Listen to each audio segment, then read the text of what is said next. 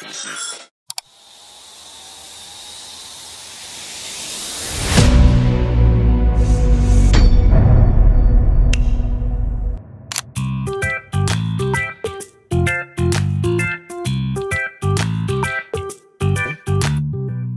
Vision 2020 tapi saraf mata nampak suspicious sikit. Ada family history ke?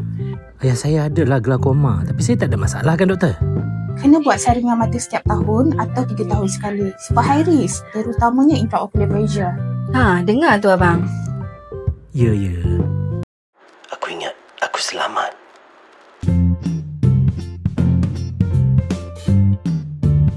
Yang Abang okey ke? Awak mata nampak banyak. masuk debu sikit kot, tak ada apa. Malah Aku ingat aku ada masa. Abang lampu hijau dah tu. sorry, mata silau sikit. Kena ganti spek baru kot. Aku tahu apa yang aku harus buat, tapi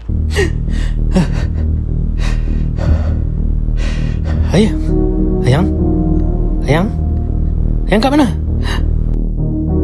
Oh, tapi aku buat tak nampak. Abang! C003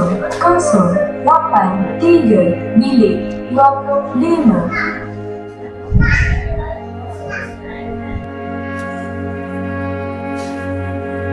Bila dah sepatutnya buat pemeriksaan mata? Masa depan aku sendiri yang semakin sempit.